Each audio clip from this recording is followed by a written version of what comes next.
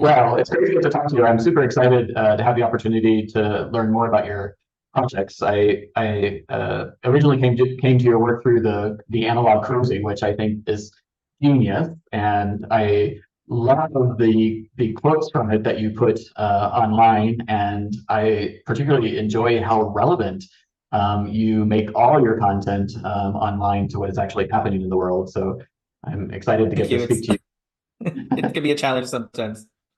Yeah, of course. Yeah. And you managed to have a dialogue on Instagram about queer topics, which I have found from a gallery perspective to be really difficult because we get blocked quite a bit by the algorithm. So at least once a week we get like blocked online. So it's hilarious. I don't even feel like we're showing anything that requires that, but Yeah, I've that's had just to the scale back everything now, which is really frustrating because trying to promote a book about analog cruising without being able to show anything sexy is really frustrating sometimes. So now and the algorithms and the sensors are just keep getting more sensitive. So it's really, really impossible. And it's only going to get harder next year, I'm sure.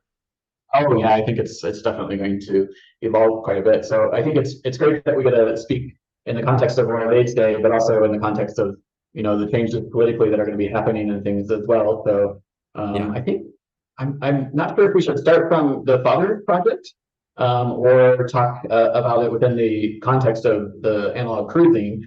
We can cover both of those things. I'm curious to start out about the Fathers Project because I just discovered that actually researching beforehand. I was like, oh my Lord, I didn't even realize this was there. Oh, And it's a wonderful concept, working around the idea of the losses to the queer community and to the art community from AIDS in the 80s and the 90s. Talk to me a little bit about your background and how your projects came to fruition, and we'll just dive in from there.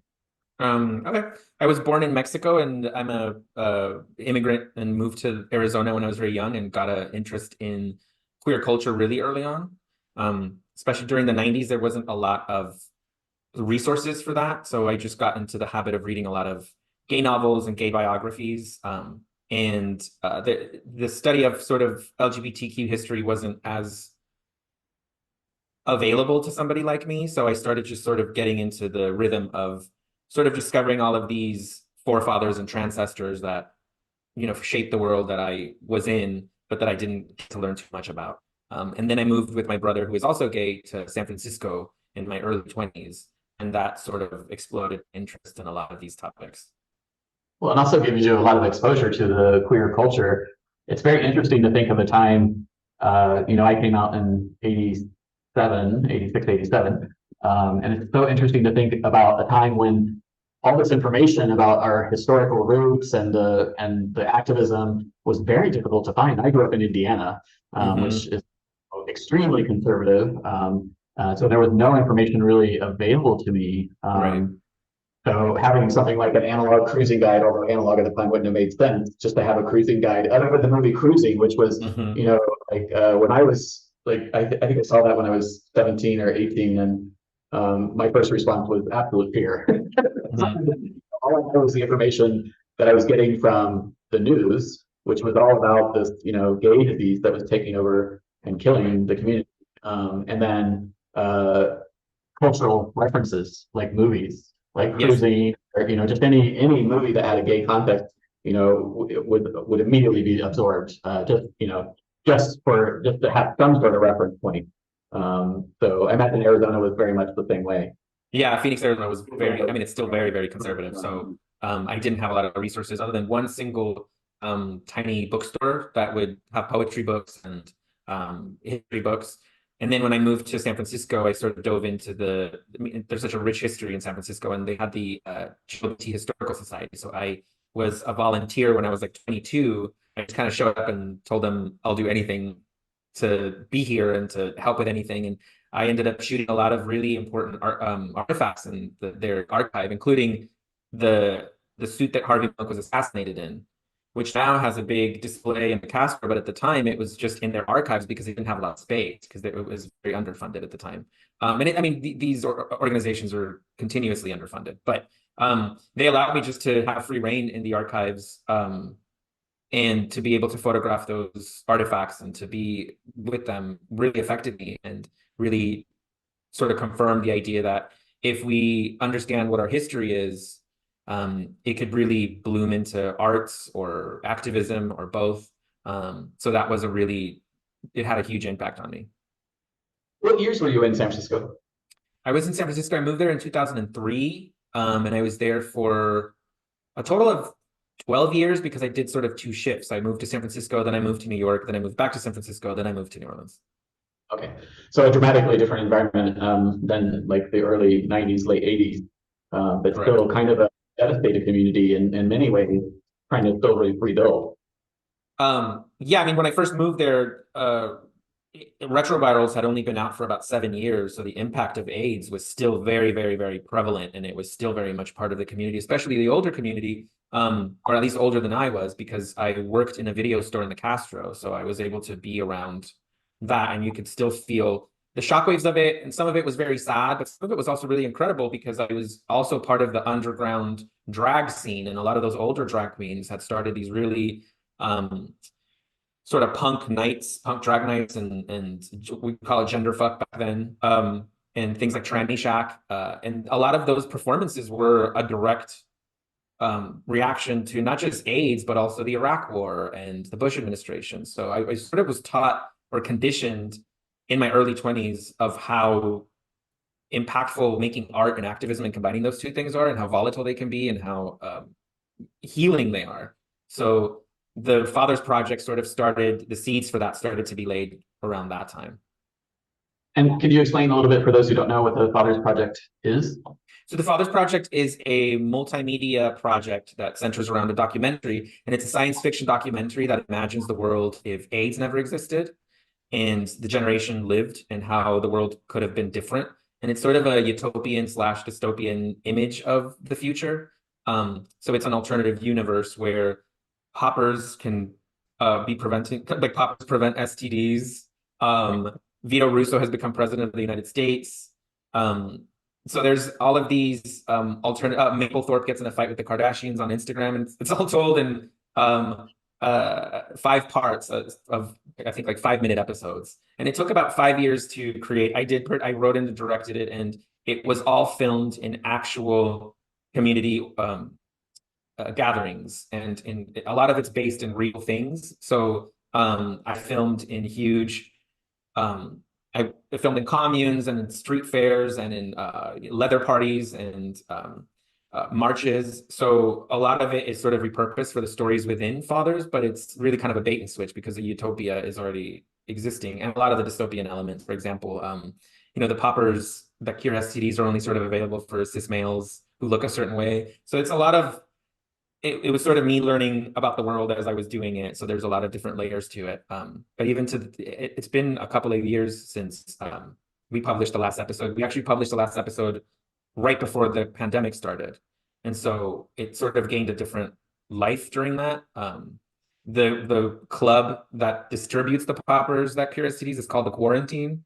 So there's all of these sort of prescient, weird coincidences within the project. And then when we had the first lockdown, I basically sent Fathers Project to all of the film festivals, and all of them were canceled because of the pandemic, which was really ironic and kind of depressing to this day because I never actually got to watch it with an audience.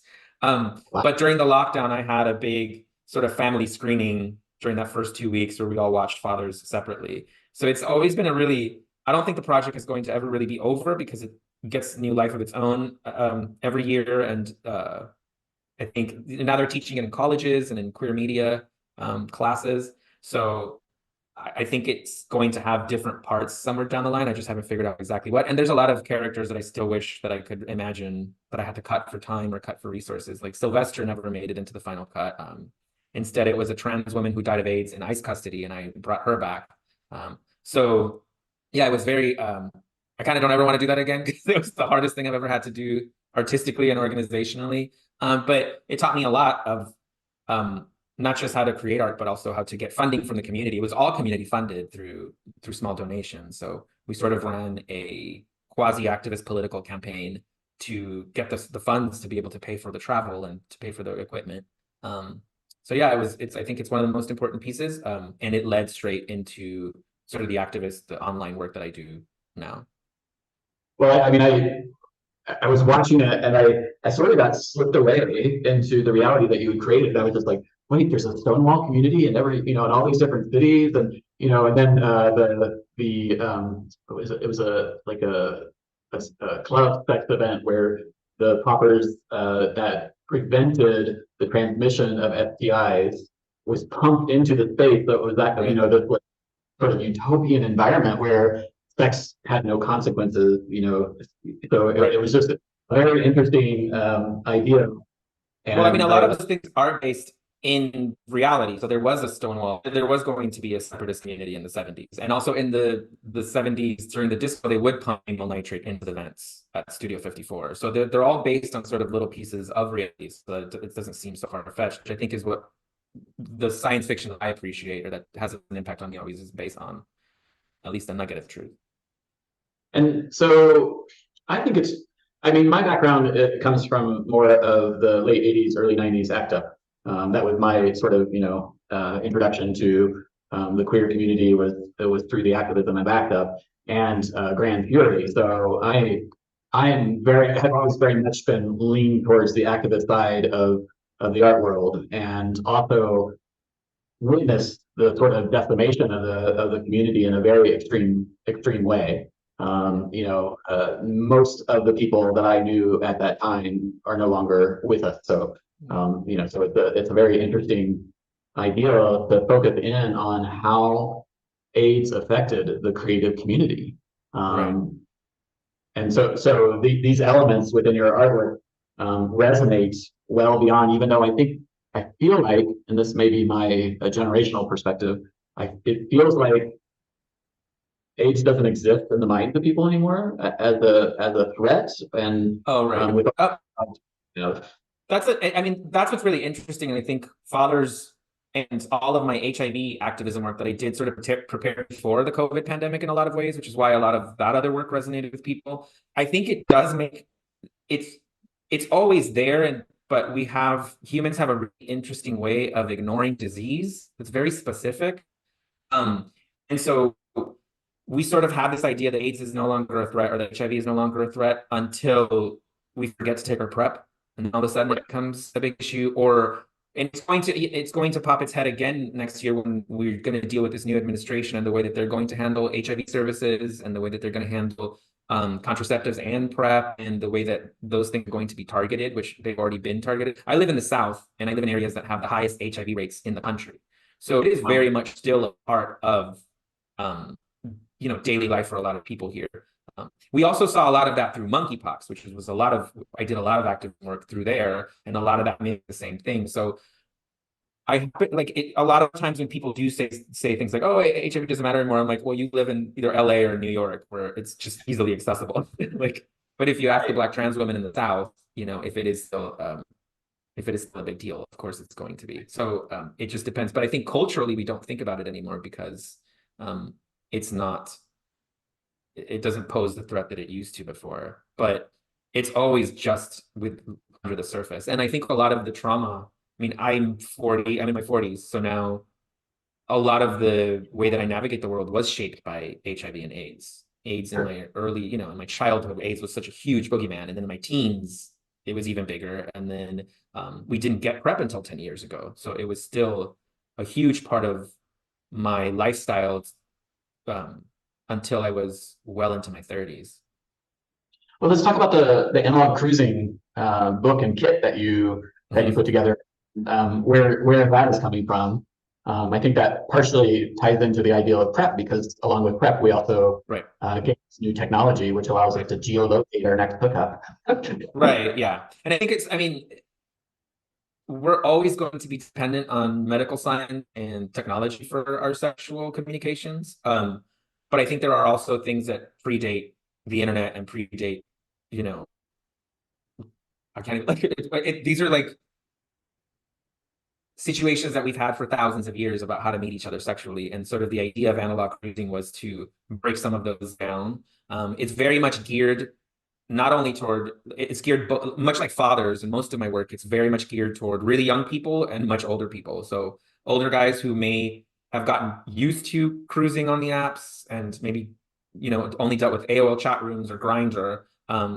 and also young people who've never gone into a dark room before, or don't know how to go into a park. A lot of the apps are ironically causing a resurgence to outdoor cruising, as did the pandemic, as did COVID. So there's all of these elements at play, and a lot of them are focusing on this sort of new way of having sex, which is just like the old way of having sex with different bells and whistles attached to them. So I wanted to break down the really, really, really basic elements to it, because our generations have always sort of had to start from scratch. And so it's not sort of a case anymore because of the availability of information, but there are some things that we still don't have a lot of education for. There's a lot of visibility of gay culture, but in the media, but there's not a lot of media that would teach you this is what happens when you walk into a bathhouse. Like, what is the entry of a bathhouse? Like, exactly, down to like, how do you get a locker? Do you bring flip-flops? Those things are very simple, but those things cause a lot of anxiety your first time. And they are, or, how do you behave in a dark room? How does consent work? Because consent is such a big, really so, it's such a big part of the discourse in our culture now. But gay spaces and sex spaces have a different etiquette for that. And those things are sort of based on inner community discussions. And so that's what the cruising book is supposed to be. And it really mimics a lot of the little pulp books from the 50s and 60s and 70s that were passed down from gay guy to gay guy. And a lot of these about how a lot of these are a oral history, that these spaces are based on oral history. Like you don't know that the park is cruising park unless somebody tells you, or you notice, and that's how it's worked for a long time. So it's sort of built as a timeless little guide. It's a very easy read. It was purposely done, to be a fast. I'm sorry?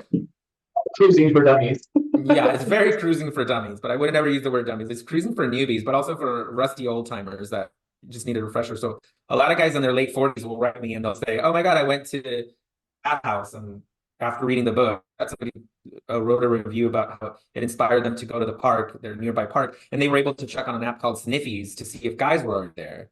I'm always a little weary about the apps and technology taking too much of our space, because we sort of know the detrimental elements of social media and all of the privacy concerns with that. But for the most part, we sort of figure out a way to create balance in our sex spaces that I think is really specific to the gay experience and the queer experience. Well, a lot of bars and the sort of traditional community spaces have closed. They're just not as prevalent as they used to be. I mean, I grew up in Indianapolis, Indiana, and I think when I came out, there were at least 15 or 16 bars in Indianapolis. Right.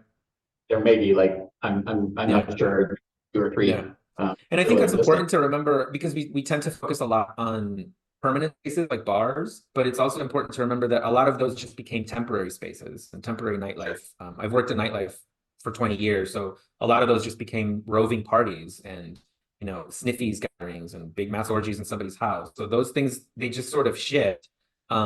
But also, a lot of the parks got a resurgence during the pandemic, and then they just never stopped. So they sort of became cruising areas again. And park cruising is my favorite kind of cruising. And so that's where I started doing a park guide when I was in Berlin a couple of years ago. And I thought, I'm going to start doing stuff about analog sex. Like, what is that like? And so the book uses sort of vignettes of sometimes where I did really well and sometimes where I did not do really well, but they're all meant to be instructional. And I'm speaking to like a younger generation. And also I'm speaking to trans folks who, trans men who might not know exactly how to operate in a gay male space. So the reaction to it has been fantastic, because a lot of the people that I would hope would have gotten what I was doing are really getting what I'm doing and using social media to sort of promote it. And the cruising kit that comes with it is one of my favorite things I've ever done. And we just keep expanding it. So it first started with a little bag and some cards that have lube in them and a lighter. And now it has bug spray and mints. And so the idea is sort of to create this tangible artifact. There's not a lot of gay ephemera anymore. We don't go to a party and get a flyer. So it sort of functions as that. And so we have a really fun time sort of putting all of these things together for it. I love the idea of gay ephemera as just a conceptual element to pull things together. My training is in printmaking and multiples, so I've done a lot of things that are producing books and packaging and all sorts of things like that as part of my own artwork and everything. And when I saw that, I was just like, it's pure genius. It's has such a good sense of humor, which I think is an element within queer culture that has become a survival technique for the Yeah. community. Way of communicating with other people in safe spaces, but also in dangerous places as well, which Yeah. cruising can be kind of a dangerous activity. It has an element of risk, which feeds into, the sort of stimulus of the whole entire thing as well. Yeah, and I think And a lot of it, yeah. Mexico, they as still cruise as just Yeah. even I've been sort of shocked by it because as cruising sort of went away in the United States or diminished significantly here in Mexico and particularly in Mexico City. It is so refreshing as a gay male in my 50s, remembering like Mhm. you go to a coffee shop or a bookstore or Yeah. or just walking down the street and meet somebody. And I feel Yeah. like that culture doesn't necessarily exist in the same way in the United States anymore. So having a guide. Yeah, I think it's making a resurgence. You just have to sort of know where to look. And I think we always manage to make that for ourselves. I mean, that's part of queer history is these ebbs and flows of that. And as sort of a much younger generation just is exhausted at the apps, and a much older generation is too. I don't think they're necessarily as conducive. And I write about that in the cruising guide a little bit, because also you don't want to lecture people. That's when I get in trouble on the internet, is when I start to lecture too much about the dangers of the apps. It gets to a point where everybody's like, "Shut up." Like, you're still using them. So I'm trying to I try to be very careful about that. So it's really more about pointing the ways that you can. It's just one tool. An app is one tool, and there's all of these different ways to cruise something. So I live in New Orleans, and we have a really vibrant bar culture in the French Quarter of gay bars still. So that's my favorite. My second favorite kind of cruising is cruising the gay bars in the quarter. And so it's really up to us to value that. And we can't value it unless we know it exists and know how to use it. And so that's really where the cruising guide comes in. I'm not going to give you a lecture about what you should or shouldn't do. I'm just going to tell you, these are my experiences with it. These are the tips I wish I had known about it. And then pick and choose what makes the most sense for you. And the big theme of it is that you don't have to do anything, and you don't have to feel pressure to. And also, the biggest theme of it is how to accept rejection and how to give rejection, which is one of the things that I think the apps slid in and replaced for a while, where they made it easy for us to reject one another, but they're not necessarily ways that are healthy for everybody. So when you're in a cruising space that is in 3 dimensions and you're face to face with a stranger, it's wonderful if you want to have sex with them, but it could teach you actually more when you don't want to have sex with them, and how you operate in that situation. And if they don't want to have sex with you, how you accept rejection. And so I talk a lot about the theme of strengthening our emotional immune system, of understanding that you don't have to take rejection as a reflection of who you are and what you have to offer. So a lot of those themes are really sort of self-help themes. And I think that's why people have been responding to the book in the way that they have, because it's not me being self-congratulatory, or it's not a narcissistic sex capade diary. Sometimes some of those stories are really embarrassing, or some of those moments are not. There's one of my sort of most personal ones is where I'm in a park after getting in a huge fight with my boyfriend, and some guy cruises me, and I think it's some kind of divine message from the universe about how I was right about the fight, and it's this whole thing. But it's really I stumbled into a cruising area that I didn't know existed, and so yeah, those kinds of moments they really shaped who I am and how I express myself sexually. And I thought one day I'll write these down in a book. Or even recently, I went to a video store here, and went to the cruising area, and sort of forgot my own manners or etiquette. And I asked this guy for his number, who was just absolutely not interested. And he shot me down so terribly. And I had sort of forgot. Yeah. So, but because I sort of forgot what that space was for. And so I tell that story in the book about humiliating myself. So there's fairy tales and there's failures, but they each have a specific value to shape who I am, and to sort of, now that I'm 40, feel like, hey, I did kind of a lot of things, and they shaped who I am as a person, and to be given the opportunity for that is a huge privilege. Well, I mean, despite the sense of humor to the book and the concept of producing this thing and everything, I mean, it's a wonderful addition to the community, because we do have like a gap in knowledge. Right. an entire generation of people who sort of disappeared and carry that history forward. So I think it's really important that this exists and And just I kind think, of get more visibility to it. yeah, one of the biggest themes I talk about in all of my work is that I am the last first generation, because every generation, it wasn't just AIDS, it was the closet and obscenity laws and and police brutality. And so it stopped a lot of queer people from passing forward knowledge in a way that was accessible to everybody. So with social media and these new tools, I don't have to be I'm the last first generation of a queer person, because everybody has so many resources. It's also just helping shape what those are, because we have corporate media that is giving you a sort of sanitized version of what a queer man is. And then you have social media, which is getting censored even more every day. The only platform we had where we could, post porn was Twitter, and now that's becoming a hellscape, which is increasingly homophobic and queerphobic and transphobic.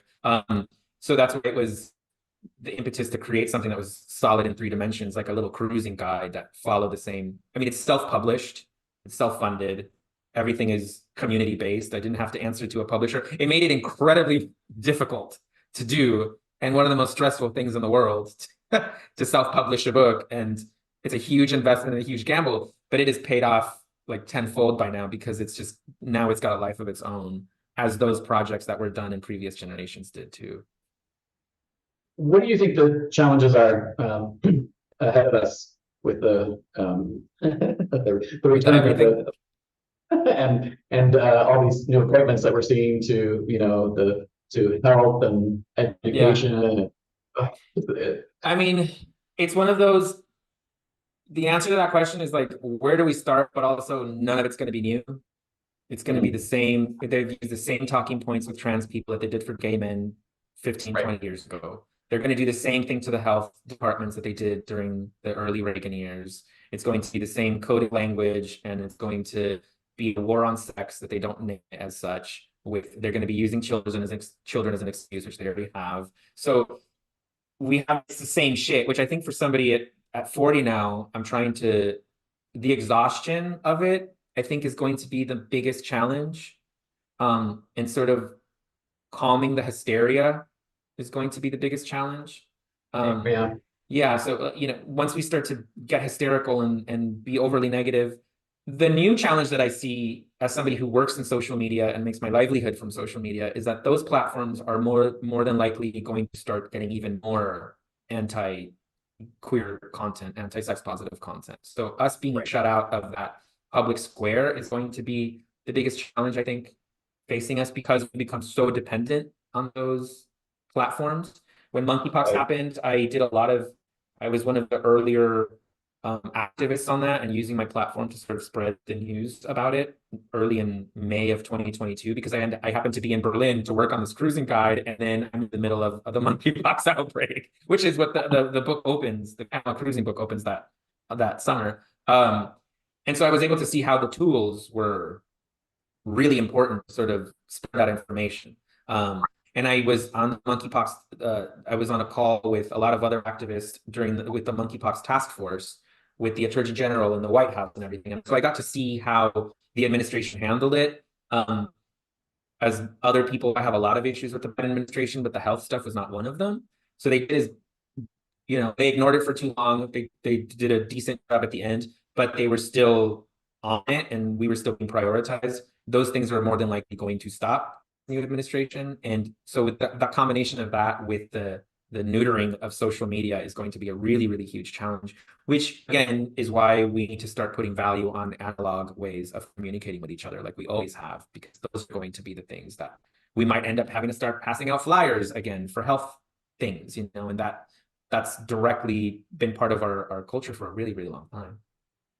Yeah, and I think also the difference between the AIDS pandemic and the sense of isolation related to the COVID pandemic, and the sense of isolation that we got from it was completely changed by technology. But also, remember, during the AIDS pandemic, you could leave your community and feel like AIDS didn't exist if you coded yourself into a heteronormative community or something. Right. You could avoid that reality. You couldn't avoid it in COVID, and there's a lack of recognition about how all those battles fought by ACT UP and Grand Fury and all those things that happened back at that time actually created the context for the COVID testing and vaccines to happen as quickly as it did.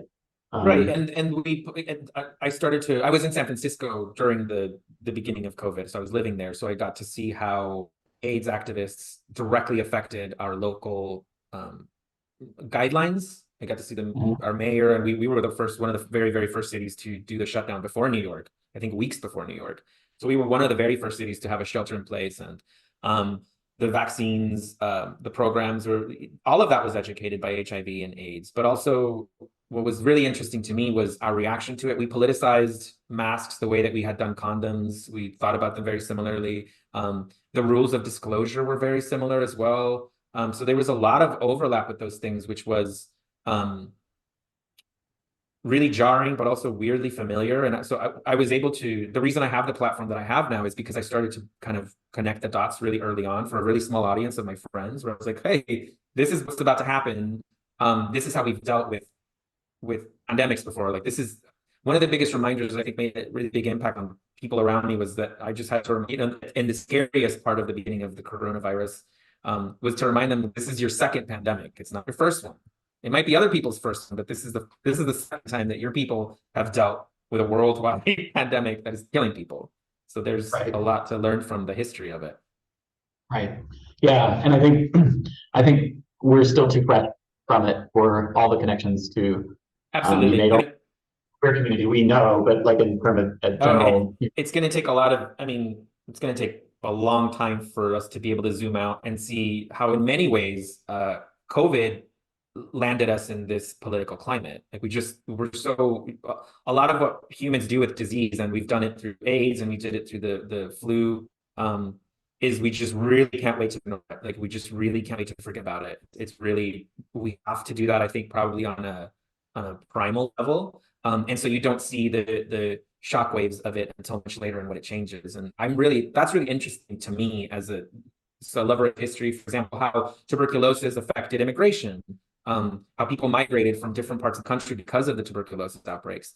And some of it's really scary, like how a lot of pandemics will end up in fascist policies later, because you end up dehumanizing people. So the way that we treated our most vulnerable after COVID is going to be something that will haunt us for a very long time, in the same way that the way that we've treated people with HIV and access to AIDS care, it continues to haunt us to this day. It continues to affect policies in the South, for example. So it's going to take us a long time.